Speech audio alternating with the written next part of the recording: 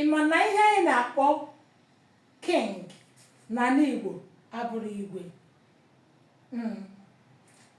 Nwaafọ Igbo tozuru oke nke ọma, ụfọdụ ndị nwaafọ Igbo tozuru oke na ọ bụ ụmụ akwụkwọ, ịjụọ ha sị gịnị ka king pụtara n'ala Igbo, ha sị gị na ọ bụ igwe. Mana ọ bụrụ eziokwu.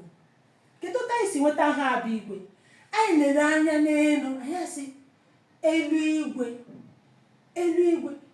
Anyị abịazi na-etu ndị ọbụla e nyere ọkwa pụrụ iche maọbụ ndị ọbụla anyị na-enye nsọpụrụ pụrụ iche n'obodo, anyị na-asị atụ ha etutu ahụ igwe.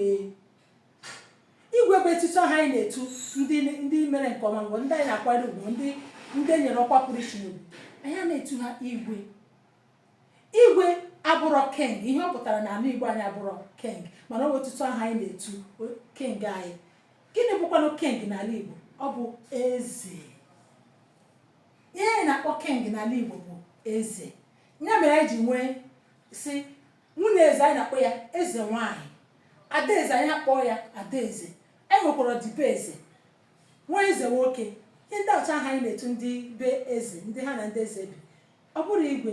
Igwe bụ otutu ahụ anyị na-agbakwe ha na-etu ha. Ọ bụghị naanị Igbo, onye ọbụla ọkwa ya dị elu anyị na-etu ya ya bụ etutu ahụ. Mana ọ bụghị na ihe king pụtara n'ala Igbo na ọ bụ eze. Anyị memakwara nke a dịka nwaafọ Igbo ịbụ. Ọ bụrụ na ị chere ihe m kwuru na ọ bụ otu ọ dị, na ọ bụ otu o mere, tinyere aka na share button, like ya ma comment ya na page. Ma ọ bụrụ na ị chere na ọ bụghị eziokwu, bịa ka mụ na gị kpagha ya na comment section. Ndewo onye ọma.